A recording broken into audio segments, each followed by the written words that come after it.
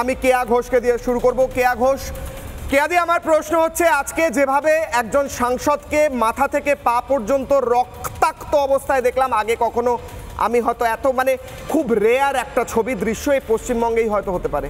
আজকের দিনটা লজ্জার, কালো একটা দিন। আপনারা ওখানে গিয়ে আক্রান্ত হলেন, কারা অ্যাটাক করলো আপনাদের? সবার আগে আমি কয়েকটা ছবি দেখাতে চাই। যেসব উচ্চিংড়েগুলো গতকাল থেকে লাফাচ্ছিল যে ভারতীয় জনতা পার্টির সাংসদ বিধায়ক যারা জিতেছে তারা কোথায়, আমি সেই ছবিগুলো নিয়ে এসেছি কৃষালয়। আমাদের সাংসদ, আমাদের বিধায়ক, আমাদের মনোজ টিগ্গা, রাজু বিস, জয়ন্ত কুমার রায় সহ সাংসদ এবং বাকি সব উত্তরবঙ্গের সমস্ত বিধায়করা, তারা গতকাল থেকে নিরবচ্ছিন্ন পশ্চিমবঙ্গের একটা ভাগ উত্তরবঙ্গ যেটা কিনা ভাসছে, যেখানে কিনা ইতিমধ্যে 23 জন মারা গেছে, সেইখানে তারা রয়েছেন নিরন্তর। আর এইখানে যিনি বলেন উত্তরবঙ্গ হাসছে, তিনি এখন নাচছে, তিনি এখন হাসছেন। উত্তরবঙ্গ ভাসছে আর মমতা ব্যানার্জি হাসছে। এর থেকে লজ্জার কিছু হতে পারে? মমতা বন্দ্যোপাধ্যায়ের গোসা হয়েছে কেন?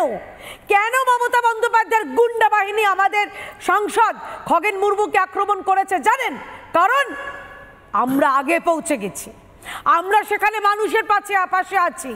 আমাদের রাজ্য সভাপতি তথা সাংসদ শ্রমিক ভট্টাচার্য তিনি সকালে পৌঁছে গেছেন, মমতা বন্দ্যোপাধ্যায় পৌঁছতে পারেননি। তিনি কালকে তো বেহালা বাজিয়েছেন, আক্ষরিক করতে বেহালা বাজিয়েছেন, কারণ উত্তরবঙ্গ ভাসছে। উত্তরবঙ্গের প্রতি এত অনীহা কেন ম্যাডাম মমতা বন্দ্যোপাধ্যায়? কারণ উত্তরবঙ্গ তো ভোট নেই, যেখানে ভোট নাই সেখানে তাগিদ নাই। পশ্চিমবঙ্গে এখন যেটা চলছে সেটা হচ্ছে গুন্ডাতন্ত্র।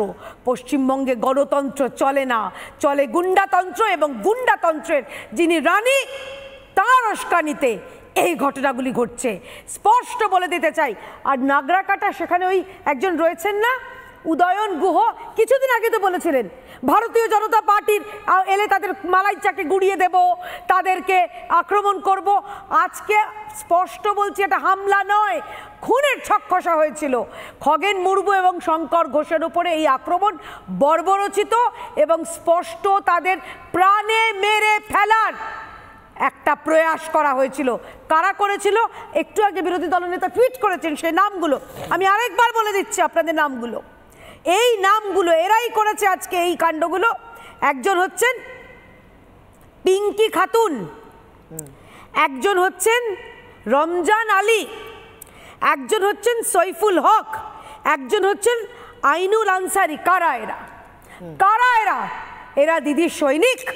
এদের কাজ হচ্ছে, এই হচ্ছে মমতা বন্দ্যোপাধ্যায়ের কোর ভোট ব্যাংক, যাদের বাড়া ভাতে ভারতীয় জনতা পার্টির সাংসদ এবং বিধায়করা ছাই ফেলেছে। কারণ তারা প্রকৃতভাবে মানুষের কাছে গেছেন, ওই নাচানাচি করে, বেহালা বাজিয়ে, গান গেয়ে, এইসব নাটক করে নয়। তারা সময় ঠিক সময় ঠিক জায়গায় পৌঁছে। মমতা বন্দ্যোপাধ্যায় আজকে যখন পৌঁছলেন উত্তরবঙ্গে, তখন তিনি একটা জাস্টিফিকেশন দিয়েছেন। মমতা বন্দ্যোপাধ্যায় একটা কারণ তুলে ধরেছেন, কেন রক্তাক্ত হয়েছেন বিজেপি সাংসদ, মাথা থেকে পা পর্যন্ত কেন তিনি রক্তে ভিজে গিয়েছেন, যে ছবি কখনো আগে দেখা যায়নি। দেখুন মমতা বন্দ্যোপাধ্যায় কি জাস্টিফিকেশন দিয়েছেন, কি কারণ দেখিয়েছেন, শুনুন। নানা ধরনের কন্টেন্ট দেখার জন্য লাইক করুন, শেয়ার করুন আমাদের ফেসবুক পেজ, সাবস্ক্রাইব করুন আমাদের ইউটিউব চ্যানেল। পাশাপাশি অন্যান্য ব্রেকিং নিউজের জন্য অবশ্যই চোখ রাখুন রিপাবলিক বাংলায়।